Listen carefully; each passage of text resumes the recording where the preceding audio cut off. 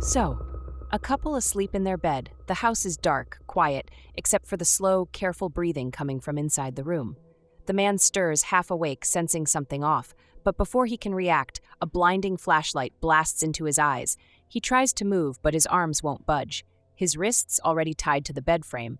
A voice hisses from the darkness. "Don't move. Don't make a sound." Then, he hears rope tightening.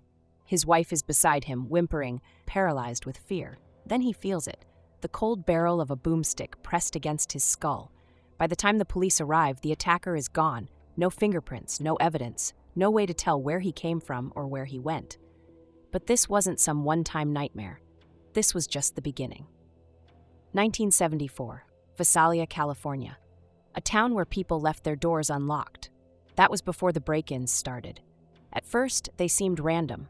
A window left open, a door forced, a few drawers rummaged through. But then, the cops started noticing a pattern. This guy wasn't stealing cash. He wasn't grabbing TVs or expensive jewelry. Instead, he was taking wedding rings, personal photos, women's underwear, and sometimes he didn't take anything at all. Hey, this story is just getting started. Hit that subscribe button and stay tuned for more here on Talescape. So, he would move things. Open a door that had been shut.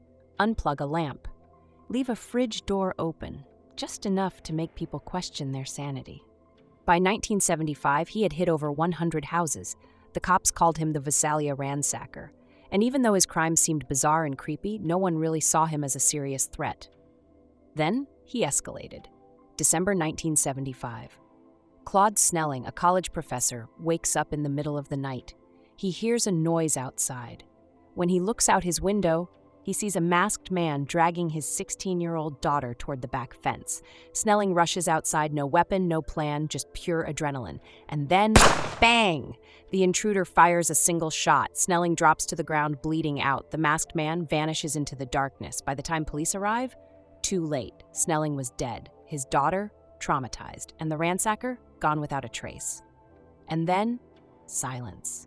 For months, nothing. No more break-ins, no more prowlers. It was like the guy had vanished into thin air, but he hadn't disappeared. He had evolved. Summer of 1976, Sacramento County.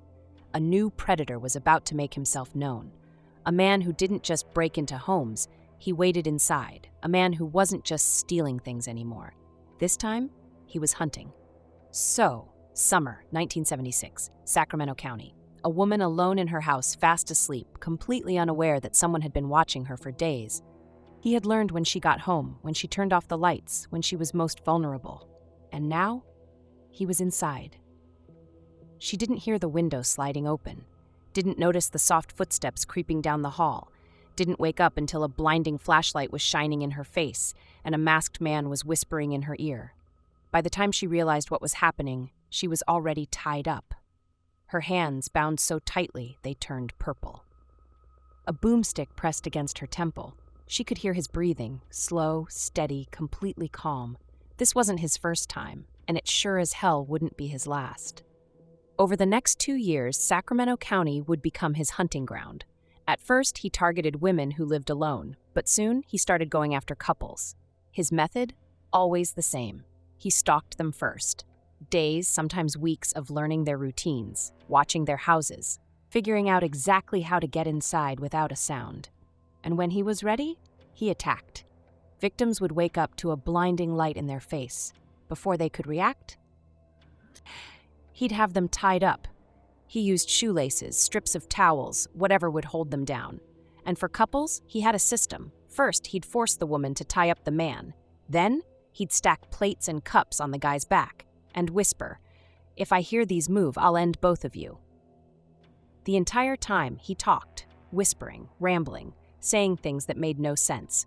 One second, he'd be threatening them, the next, laughing like he was enjoying himself. And while the man lay there, terrified, helpless, completely powerless, he'd turn his attention to the woman, for hours. Then, he'd rummage through their house, eat their food, drink their beer, steal personal items like jewelry and underwear. And before he left, he always whispered the same thing, "I'll be watching you." By the time police arrived, he was long gone.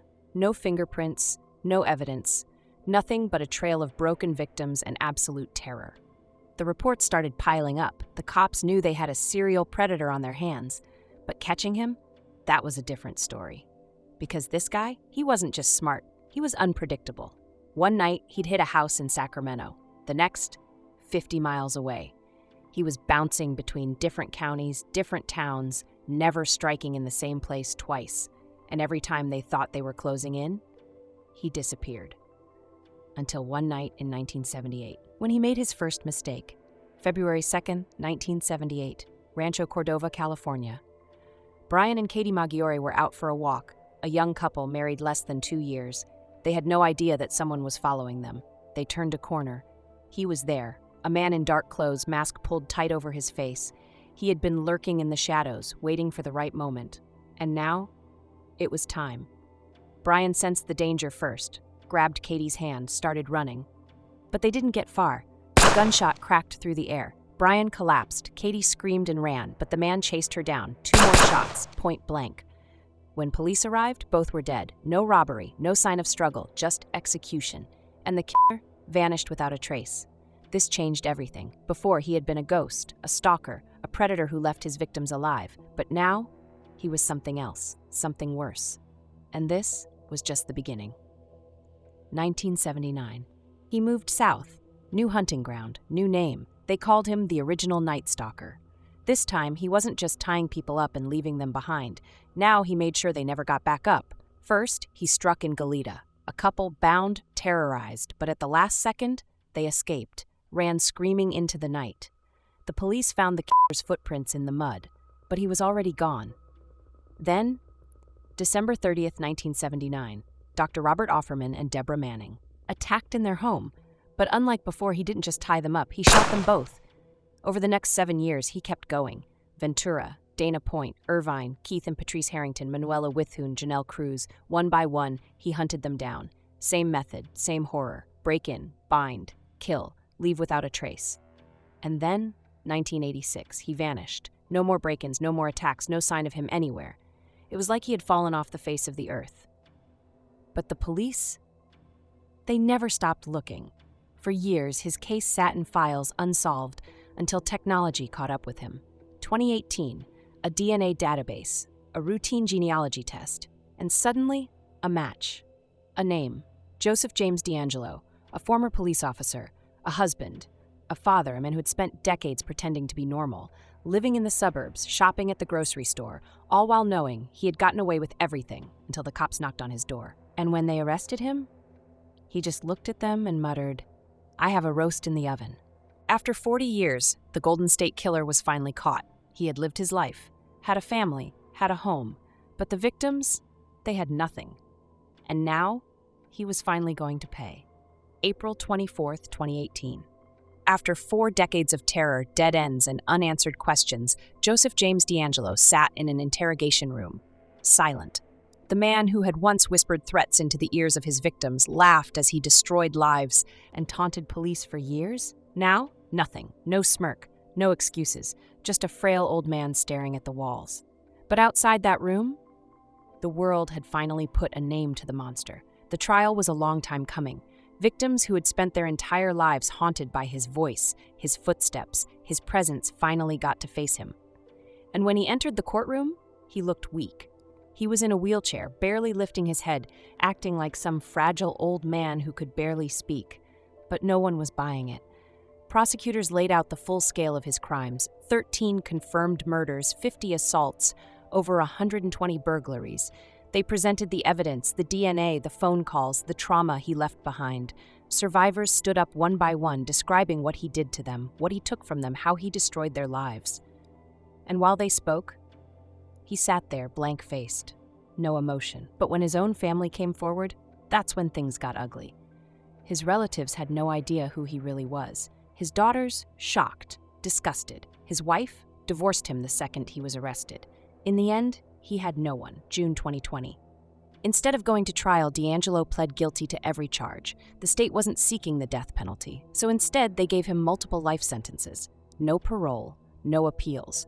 Just a cell, a metal bunk, and the rest of his life rotting away behind bars. And as he sat there hearing his fate, he finally spoke. But it wasn't some confession, no apology, no emotion. He just muttered 2 words. "I'm sorry. Too late." Because for over 40 years, the victims lived in fear. Families lived without answers. Entire communities were terrorized. And now, he would spend the rest of his days exactly where he belonged. Locked up, alone, forgotten. Thanks for tuning into Talescape. Don't forget to like, comment, and subscribe for more stories where ambition meets chaos, and sometimes history.